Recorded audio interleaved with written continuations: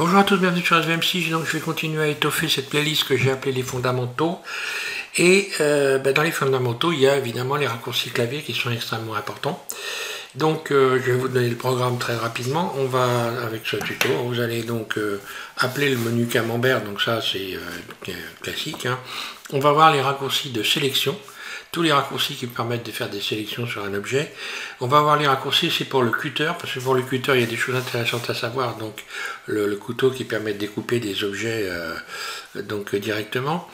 Et puis, l'inversion des sélections et le système de cache, donc cacher des objets pour pouvoir modéliser d'autres objets. Donc, je vais en faire plusieurs tutos sur les raccourcis clavier, puisque là c'est un petit programme de mise en bouche, j'ai envie de dire, parce qu'il y en a pas mal.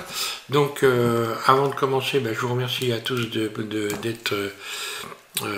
me suivre, puisque je vois qu'après avoir refait un tuto depuis un certain temps, je vois que vous êtes toujours nombreux à suivre mes tutos. Donc je vous en remercie. Je vous souhaite à tous déjà une bonne année 2024.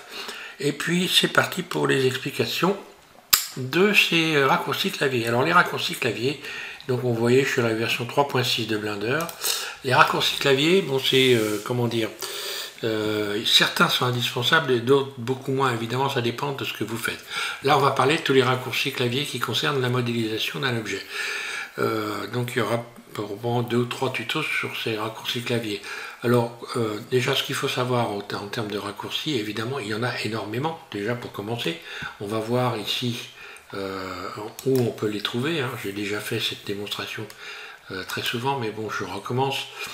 Je vais dans préférences ici et puis vous allez dans raccourcis clavier et là automatiquement ici vous avez, donc lorsque vous cliquez sur les petits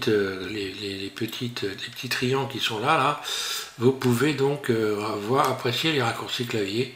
Et voilà, tous ceux qui sont cochés, c'est ceux qui sont actifs et vous les avez ici. Donc on peut aussi les changer, les modifier. Je ne vous conseille pas d'ailleurs, ça risquait d'avoir des problèmes par la suite. Donc d'autre part, pour ceux qui ne me connaissent pas, j'ai le clic droit de ma souris pour sélectionner. Hein. Donc à chaque fois que je fais des sélections, c'est droite. Une fois que je sélectionne quelque chose, c'est droite. Voilà. Il faut le savoir, parce que si vous n'êtes pas ici comme moi, eh bien vous allez évidemment pas avoir les mêmes résultats. Voilà, je pense que c'était important à dire. Bon, les raccourcis clavier, ce qu'il faut savoir, c'est qu'on n'est pas obligé de les connaître toutes. Il y en a des dizaines, voire des centaines. Donc on n'est pas obligé de les connaître tous, mais on connaît quand même un certain nombre qui permettent d'accélérer votre modélisation, de la simplifier, j'ai envie de dire. Vous allez la simplifier et puis vous allez petit à petit en vous en servant, parce que si vous ne vous en servez pas, vous risquez pas de les connaître. Donc il ne faut pas partir sur l'idée, je vais apprendre plein de raccourcis clavier. Vous commencez par en utiliser quelques-uns, ceux qui vous semblent être importants pour vous, et petit à petit vous en rajouterez. Et moi je vais donc vous les donner. Alors, pour commencer, je vais ajouter ici, alors là je n'ai pas de raccourci clavier, en fait si, il y en a un, mais bon, je ne vais pas compliquer les choses, je vais rajouter un cube. Et puis donc là je suis en mode objet, hein, donc il y a une chose qu'il faut savoir impérativement lorsque vous ajoutez un objet en mode objet, si vous le transformez par exemple, si je fais une surface SX sur ce cube dans le mode objet, eh bien Blender ne valide pas la modification de cet objet. Je suis obligé pour modifier la valeur, pour faire en sorte que Blender prenne en compte les modifications, je vais faire CTRL A et je vais cliquer sur toutes les transformations, parce que là on voit appliquer toutes les transformations. Voilà, donc là, à partir de là, Blender considère que j'ai bel et bien transformé ce cube. Bon, je vais ramener ce cube ici en mode Edit en cliquant sur Tab. Donc directement, là on passe en mode Edit. On peut le faire à partir d'ici, mais là on parle de raccourci clavier, hein, parce qu'on peut passer ici aussi en mode édition ou en mode objet. Voilà. Donc le mode édition, c'est le mode qui va permettre de modifier les objets, et le mode objet, on va dire que ça va être comme une réserve d'objets, voilà, qu'on ne touche pas, qu'on ne modifie pas. Bon, alors on va commencer par, je le dis, le menu camembert. le menu camembert, si vous faites un Shift S, Shift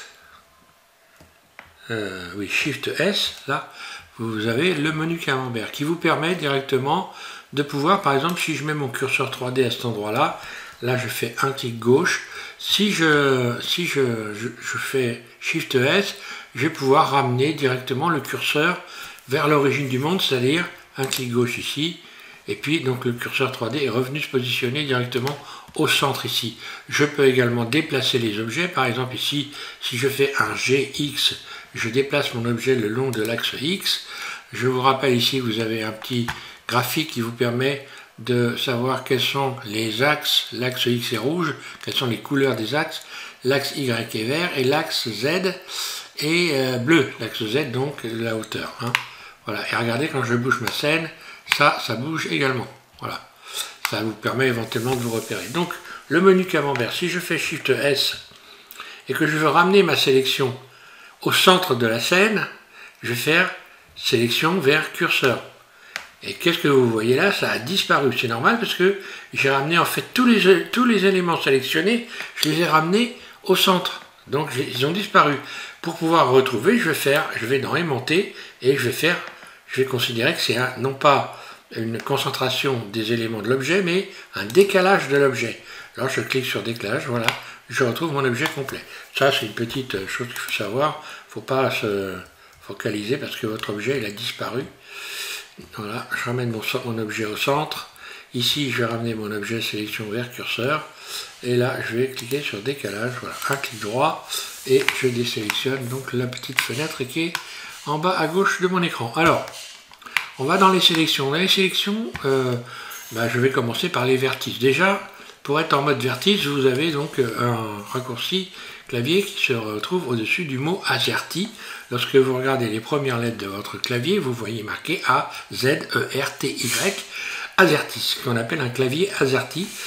Et donc, vous avez des chiffres au-dessus. Lorsque vous cliquez sur le 1, vous êtes en mode vertice. Sur le 2, vous êtes en mode arrête. Voilà. Et sur le 3, vous allez passer en mode face. Vous pouvez le constater en regardant ici les petites icônes qui sont là. Regardez, j'appuie sur 1, j'appuie sur 2 et j'appuie sur 3. Vous voyez que la sélection s'est faite. Voilà. Donc c'est un raccourci clavier qu'il faut connaître. Encore une fois, si vous ne l'utilisez pas, eh bien vous ne l'utiliserez jamais les raccourcis clavier et vous perdrez beaucoup de temps. Donc c'est important de s'en servir. Maintenant, on va dire que si on sélectionne là, c'est à peu près la même vitesse que si moi j'essaie de prendre les habitudes d'utiliser les raccourcis clavier. Alors, je vais commencer par une sélection, on va commencer par les vertices. Par exemple, les vertices, si j'appuie sur Alt et que je sélectionne ce vertice-là, regardez ce qui se passe. J'ai sélectionné celui qui est juste en face. Si je sélectionne, je continue à appuyer sur Alt, je sélectionne celui-là, eh bien, j'ai les deux qui sont sélectionnés là. Je désélectionne tout et je sélectionne ce vertice-là en appuyant sur Alt, là, en mettant mon curseur sur le vertice, là, ça a sélectionné celui qui est en face. On le voit. Si je fais Shift Alt, je recommence, je fais Shift Alt. Ça a fait la même chose, mais Shift Alt, ça me permet de additionner des sélections. Shift, on peut considérer ça comme si c'était plus en fait. Shift Alt et je sélectionne ce vertice là et on voit que ça m'a sélectionné et ça a gardé ma sélection ici. Je recommence. Si je fais Alt, un clic droit, j'ai une sélection. Si je fais Alt ici, eh bien ma sélection, je clique deux fois Alt. Ma sélection ici c'est désélectionné. Et si j'avais voulu garder les deux, j'aurais fait donc Shift à la limite comme si c'était plus. Et je rappelle ici, voilà, je peux faire comme ceci, rajouter des éléments de sélection, là on le voit, voilà. Maintenant, alors ça va être important évidemment si je prends plusieurs, je vais rajouter des boucles en faisant CTRL R, voilà, je rajoute un certain nombre de boucles, deux clics gauche.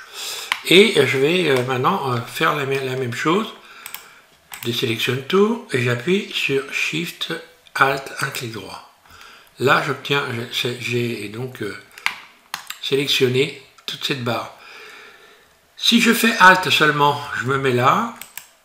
Vous voyez, j'ai même pas besoin de me mettre au-dessus. Hein. Et Alt ici.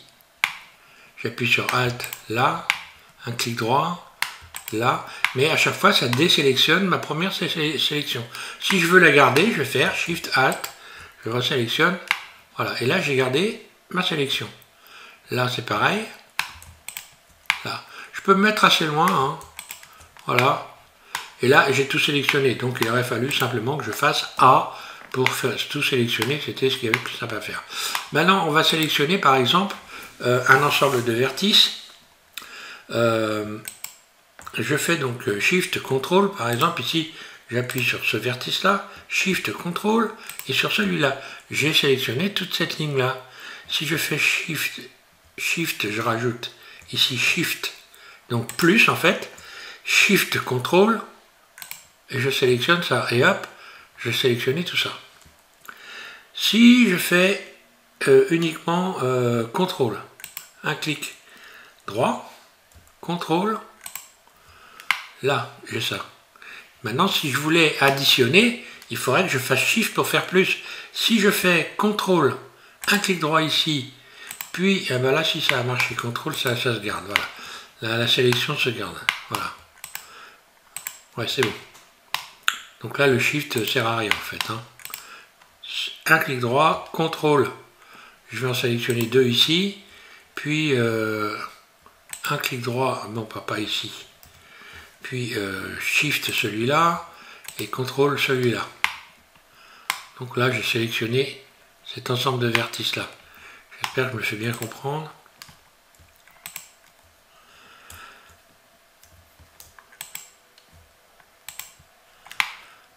Là. Alors, Shift Alt ou Alt, voilà tout simplement. Alt, Shift Alt, Shift Alt, voilà. Donc, voilà pour les vertices. Hein. Je clique sur un vertice, j'appuie sur CTRL et voilà, je peux Shift, CTRL. Hein, à chaque fois, je fais hop, ici, j'en sélectionne un, Shift. CTRL, je sélectionne cette ligne-là, puis je vais aller sélectionner Shift, ajouter ce vertice-là, plus je vais appuyer sur CTRL sur celui-là, et voilà, ce qui s'est passé. J'ai sélectionné, j'ai cumulé une sélection ici, celle-là et celle-là. Voilà, j'espère que je me suis bien fait comprendre. On va avoir donc maintenant le mode face, le mode arrête, pardon. Je clique sur le 2 au-dessus de AZERTY. Et là, on a le même principe, je sélectionne une arête. Si je sélectionne une arête et que j'appuie sur CTRL, bien voilà ce qui se passe. Voilà, je sélectionne celle-là, j'appuie sur CTRL, je sélectionne celle-là. J'ai pas besoin de me mettre dessus en fait, hein, regardez. Je sélectionne celle-là, puis celle-là. Voilà, et hop. Maintenant, si je veux cumuler une sélection d'arêtes, ben, je vais appuyer sur Shift, donc ça fait plus. Puis je vais voilà, sélectionner par exemple celle-là. Et je vais sélectionner donc ces arêtes-là. Si je veux sélectionner toute la ligne, j'appuie sur Shift Alt et je sélectionne toute la ligne. Voilà. Shift Alt, je rajoute une ligne. Bon, maintenant pour sélectionner des arêtes, on a d'autres moyens de réaliser des sélections. Par exemple ici, si je veux sélectionner tout le tour, je vais faire... Donc si je veux sélectionner une arête, j'en sélectionne une. Et puis si je fais donc CTRL, un clic droit ici, ben voilà ce qui se passe. Ça a sélectionné vers le bas, au lieu de sélectionner les arêtes au centre ici. Donc là, ce que je vais faire, pour sélectionner les arêtes du tour, je vais faire Shift, CTRL, Alt et un clic droit. Là. Et là, j'ai sélectionné tout le tour. Je vais faire la même chose, par exemple ici, Shift, CTRL, un clic droit sur cette arête-là et automatiquement, ça m'a sélectionné celles qui sont en dessous. Si je voulais sélectionner des arêtes, je vais faire ici, CTRL, Alt.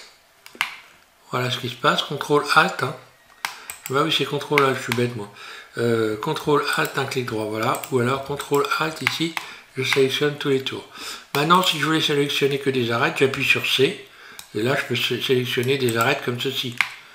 Pas besoin de se casser la tête. C, Voilà, je peux sélectionner des arêtes individuellement. Je peux aussi les désélectionner. Rappelez-vous que vous avez le moyen de désélectionner. Là, il n'y a pas de raccourci clavier, mais en damier. Donc, si je fais un GZ, ben, j'obtiens ça. Hein, je déplace donc G, c'est déplacement, sur l'axe Z. Lorsque je fais un déplacement, je sélectionne tout. Je vais faire G, Z, par exemple, ou G et X, ou G et Y. Donc si je déplace G sur X, GX, je bouge ma souris, mon objet se déplace comme ça. Si je fais un GY, il se déplace comme ça, et GZ, il va se déplacer comme ceci. Donc le G sert à déplacement. Et si je clique deux fois sur G, double G, attendez, je dis pas de bêtises, RR, voilà. RR, ça me fait tourner comme ceci, la rotation R, ou si je fais un G sans donner d'axe, je peux déplacer mon objet comme ceci. G, voilà. Là. Je peux le positionner là. Le rappeler en utilisant le menu camembert, Shift S. Sélection vers curseur. Donc là, encore une fois, on va faire décalage. Là. Et voilà. Et j'ai appuyé sur la barre. Je suis passé en mode... j'ai appuyé sur table, je suis passé en mode objet. Voilà. Donc ça, pour la sélection des arêtes, on a vu. Donc pour les faces, c'est la même chose pour les faces, on va sélectionner une face. Si j'appuie sur Shift, je cumule la sélection. Si j'appuie je fais un clic droit ici, et que j'appuie sur rien du tout, eh bien ça va désélectionner la première. Donc pour cumuler, je vais sélectionner en appuyant sur Shift. Maintenant si je veux sélectionner tous ces éléments-là, je peux faire directement C, et puis passer ma C, donc on voit que ça... Vous voyez qu'il y a un cercle de sélection que je peux agrandir en tournant la roulette. C'est, voilà, donc je peux le rétrécir, et voilà. Donc ça c'est un moyen de pouvoir faire des sélections de manière rapide. Un clic droit, je désélectionne tout, mais j'aurais pu faire également, ici je clique sur Shift, Shift Alt, un clic droit, Shift Alt, j'ai sélectionné tout le tour. Shift Alt, j'ai sélectionné tout le tour ici. Si je sélectionne cette face-là et que je fais Shift Ctrl Alt, je sélectionne également tout le tour. Si je voulais sélectionner ça, juste ça, voilà, je sélectionne cette face-là, j'appuie sur Ctrl et je sélectionne ça. Je peux faire par exemple, j'appuie sur Shift, je sélectionne cette face-là, donc ça me permet de garder la sélection en mémoire. Puis si j'appuie sur CTRL, je rajoute cet élément-là, par exemple. Je vais mettre en vue de dessus. Je sélectionne cette face. Si j'appuie sur CTRL, eh bien, je sélectionne un certain nombre de faces ici. Mais si je veux en rajouter dans ma sélection, je vais pouvoir appuyer sur Shift. Donc, en fait, c'est comme si je faisais plus une nouvelle sélection. J'appuie sur CTRL et voilà. Donc là, je me retrouve avec deux sélections cumulées. Je peux, rappelez-vous, c'est important, vous allez vous en rappeler, inverser ma sélection. Imaginons par exemple que j'ai mis des couleurs, etc. Donc je veux inverser ma sélection, je vais faire un CTRL-I pour inverser. Donc là, j'ai désélectionné ce qui était sélectionné et j'ai sélectionné le contraire, en fait, ce qui n'était pas sélectionné. Alors cette fonction-là, elle est importante parce que vous allez voir que vous risquez de vous en servir beaucoup. Des fois, on peut faire une petite sélection pour la désélectionner par la suite et avoir un ensemble qui, lui, aurait été compliqué à sélectionner. Donc, c'est un moyen d'aller plus vite. Sélectionner par désélection. Mais on en parlera plus tard. Donc là, voilà, on a vu donc les sélections des arêtes, les sélections des faces.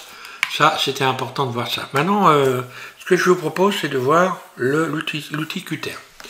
L'outil Cutter, alors c'est un outil extrêmement intéressant parce que quand vous avez des faces, par exemple, qui sont triangulaires, on va fabriquer des faces triangulaires. D'ailleurs, si vous voyez que j'ai ici des faces qui font 4 vertices. Lorsque je clique sur le 1 au-dessus de la vertice, je passe en mode vertice. on voit que chaque face est constituée de 4 vertices. Si je fais une boucle, si je rajoute une boucle en faisant un CTRL R, hein, donc là ou là, peu importe, et bien là, ça fait tout le tour de cet ensemble. On la voit bien, la boucle, elle fait tout le tour. Hein. 2 clics gauche, voilà, la boucle, elle a fait tout le tour. Par contre, imaginons par exemple que j'ai une face triangulaire ici, je vais en fabriquer une en appuyant sur Cut, le Q, ici, le K, pardon, ici vous cliquez sur le K, vous avez un petit couteau, vous appuyez ici, un clic gauche sur un vertice, puis vous déplacez, un clic gauche à nouveau, et vous faites barre d'espace pour valider, pour décrocher. Donc qu'est-ce qui se passe ici? J'ai en fait des faces qui sont triangulaires. Si, on le voit ici, cette face-là, hein, cette face-là est triangulaire, et celle-ci aussi. Si j'essaye de passer une boucle dans cette face-là, dans ces deux faces-là, en faisant un CTRL R, eh bien, vous voyez qu'il n'y a pas, ça n'a pas marché. Ça n'est pas passé à travers les faces triangulaires. On va le faire, 2 clics gauche, ça a bien coupé derrière, mais les faces triangulaires, elles, n'ont pas été coupées. Donc, j'ai un moyen de... Je vais revenir, je fais un CTRL Z pour revenir en arrière, hein, pour supprimer mon action. Je vais me remettre en vue 1, et je vais utiliser le couteau. Donc pareil, je rappuie sur le K, et cette fois-ci, je vais faire un CTRL C, je vais découper ici, faire une découpe. Donc, je mets mon couteau hors, sans toucher l'objet, et j'appuie en même temps sur C. Je viens positionner ici C, ce qui va me permettre de traverser l'objet. Un clic gauche pour valider une prise. Hein. Ici, je viens me positionner là, un clic gauche, là, et ensuite j'appuie sur la barre d'espace. Voilà, et là, ce que vous voyez, c'est que j'ai traversé, et en fait, la boucle que je n'arrivais pas à positionner, eh bien, cette fois-ci, elle est bel et bien là. On la voit ici. Hein. Donc, en découpant des objets, on peut parfaitement traverser des figures géométriques qui n'ont pas le bon nombre de vertices. À savoir que si je fais un cut ici, par exemple, une face ici, je fais un cut uniquement là, par exemple, voilà, barre d'espace. Là, maintenant, je me retrouve par exemple avec cette face-là, là, qui est constituée de 5, 1, 2, 3, 4, 5 vertices. Maintenant, si je veux faire traverser et mettre une boucle, je fais un CTRL R et vous allez voir, ça ne passe pas à travers. Donc, dès que vous dépassez un certain nombre de vertices dans un élément, dans une face, que ce soit donc 3 ou au-dessus ou plus de 4, eh bien, il n'y a plus de possibilité de rajouter une boucle en faisant un CTRL R. Donc là, vous avez encore la possibilité de faire un cut. Ici, je positionne mon couteau, un clic gauche. Si je veux que ça soit parfaitement dans l'axe Z, je clique sur Z, et vous voyez que ça m'empêche, je vais comme ça automatiquement tout droit. Arrivé en bas, je fais un clic gauche, barre d'espace, et là, j'ai tracé un trait parfaitement rectiligne. Je peux faire la même chose dans différents axes. Je fais un cut ici, un clic gauche pour fixer mon premier vertice, puis je tire un trait et je vais appuyer sur Y, sur l'axe Y, pour venir redresser l'ensemble, pour éviter d'avoir... Voilà. Et donc là, une fois que je suis arrivé là, je fais un clic gauche, barre d'espace, et c'est validé. Pour éviter, je disais, d'avoir quelque chose qui n'est pas droit. Là, si je fais ça, et que je fais maintenant Y, hop, ça vient se remettre parfaitement droit. Un clic gauche, barre d'espace, et voilà. Donc voilà, ça c'est important de savoir traverser les objets, de comprendre qu'on ne peut pas rajouter forcément des boucles partout. CTRL R. Ici, voilà, il n'y a plus rien qui passe. À partir du moment où je ne peux pas traverser correctement cette face-là, alors je fais un CTRL R, ben voilà ce qui se passe. Là, il y a une coupure aussi, en bas, on le voit. Les boucles ne font pas le tour. Voilà. Alors, que dire? Alors là, ça fait pas le tour tout simplement parce que regardez, ici, cette face-là, là, 1, 2, 3, 4, elle a 5. Elle a 5 vertices. Donc forcément, quand je fais un CTRL R ici, bah, j'en rajoute un. Donc ça ne peut pas faire le tour. C'est pas possible. Hein. Celle-là, c'est pareil. Elle ne peut pas passer puisque là, on en a 1, 2, 3, 4, 5, 6, etc. Donc là, voilà. Voilà l'explication. Maintenant, si je faisais une boucle dans ce sens-là, ben, on va regarder pourquoi, 2 clics gauche, pourquoi celle-là, ça a traversé, il n'y a pas donc de faces dans ce sens-là qui sont constituées soit de moins de 4 vertices, soit de plus de 4 vertices. Bon, j'espère que j'ai été clair. Donc là aussi, le cutter, ben, c'est une chose intéressante. Dans le même genre, vous allez avoir, par exemple, l'outil, je sélectionne tout, hein, en cliquant sur le A, vous avez un outil. Alors, ça ne fait pas partie des raccourcis clavier, mais je vous le dis, pour faire des découpes, ça peut être intéressant d'utiliser l'outil que vous allez retrouver, si je ne me trompe pas. Alors moi, je l'ai dans mon menu raccourci, c'est bisecter. Bisecter, on va retrouver ça dans, je pense ici, arrête. Normalement, on devrait retrouver ça soit dans face ou soit dans arrête. Ombrage. On a que de face ici. Alors, ombrage. Où es-tu, petit bisecté, intersection? On voit que moi, je les utilise plus, hein, les tableaux, je les utilise très très rarement maintenant. En bisecté, je vais retrouver ça dans maillage, je pense. C'est pas là.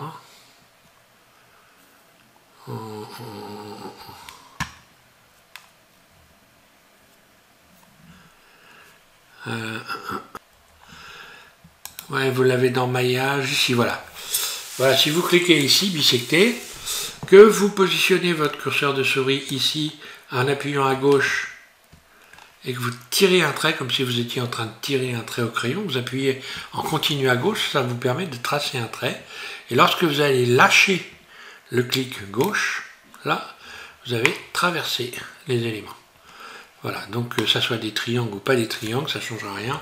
On va faire cette expérience ici. Je vais donc aller chercher moi dans mon menu bisecter, ici, et je vais faire une découpe par exemple ici. Et voilà, et donc là, c'est pareil. Je vais lâcher, et si il faut sélectionner les éléments. Désolé, je me suis planté, CTRL Z. Évidemment, il faut sélectionner tout hein, pour pouvoir bisecter. Je me mets en vue de dessus, puis je vais chercher bisecter et je vais tracer un trait. Donc, j'ai dit, ben là il y a un triangle, ça tombe bien, voilà, vue de dessus. Et ici, je vais bisecter là à partir de ça. Alors, bisecter, là, ici, là. Pour être sûr d'être bien droit ici, vous avez cette fenêtre là qui est venue se positionner. Donc si je veux être bien droit sur l'axe X, bien à plat, je vais aller regarder à X et ici je vais mettre 1 à la place là. Ah non, je reviens en arrière. CTRL Z, bisecter. Désolé pour ce petit contretemps. Normalement, j'aurais dû... Oui, c'est pas X. Ah oui, c'est Y. Voilà. Là, ça monte. Là, ça déplace. Et là, voilà. Et là, c'est ici qu'il faut que je mette 1. Pour me remettre bien droit. Là. Comme ça, je suis bien dans l'axe ici. Alors, voilà. Et on voit que ça a traversé hein, toutes les parties, même celles qui sont triangulaires, puisque là, on avait un triangle ici, et là, ça a traversé. Bon, peu importe, ça ne fait pas vraiment partie du tuto, mais c'est une chose à savoir, l'outil bisecter ou l'outil cutter, donc qui vous permet de faire des découpes. Alors ensuite, on va voir je vais vous parler des inversions. Les inversions, ici, si j'ai une sélection, par exemple, de face, je clique sur le 3 pour sélectionner une face. Je vais sélectionner ça. Je peux inverser ici la sélection. Je crois que je l'ai déjà fait. Bon, je sais pas grave, je vais faire en faisant un CTRL I. Le CTRL I qui permet d'inverser une sélection. Ça vous permet, et bien sûr, des fois, de gagner beaucoup de temps pour sélectionner des éléments. Ça a désélectionné ce que j'avais sélectionné. Je refais CTRL I. Vous voyez ce qui se passe, je reviens à ma sélection du départ. CTRL I, j'inverse la sélection. Là, voilà. L'inversion de sélection, c'est une chose qu'il faut bien comprendre, ne pas oublier que vous avez la possibilité de faire cette inversion. Et puis, on va avoir le système de cache. Donc, pour finir, puisque là, je vous ai dit qu'on va travailler sur les objets cachés. Je peux cacher des éléments d'un objet. Et à partir de là, on ne peut pas les modifier. C'est-à-dire, je m'explique, je sélectionne cette face-là et que je fais un CTRL H et que je fais, pardon, H, tout simplement. Vous voyez que j'ai caché un élément. Et en cachant cet élément, eh bien, si je rajoute une boucle ici, on va voir, j'ai rajouté une boucle, j'ai fait un CTRL R. Si je fais Alt H, pardon, je rappelle mon objet, et regardez, mon objet n'a pas été traversé. Donc ça, c'est un moyen de pouvoir cacher des éléments qui ne seront pas modifiés. Donc voilà, parce que si je reviens en arrière et que je reviens comme ceci, si je rajoute une boucle ici en faisant un CTRL R, vous voyez que ça a fait tout le tour. S'il y avait des éléments que je ne voulais pas traverser par une boucle, eh bien j'aurais sélectionné ici ces éléments par exemple, H, je les cache, puis maintenant je rajoute une boucle ici, et voilà, deux clics gauche, donc CTRL R, deux clics gauche, et je peux rappeler H, pardon, je désélectionne, je reviens en arrière, et je peux rappeler en faisant Alt H, rappeler les éléments que j'avais sélectionnés pour être cachés, là. Donc ça, c'est une chose qui est intéressante aussi à travailler. On peut cacher des éléments, on peut cacher des éléments également pour voir à l'intérieur d'un objet. Si je fais H ici, eh bien subitement je peux me permettre de regarder ici à l'intérieur de l'objet mon maillage. Alt H, je rappelle les éléments.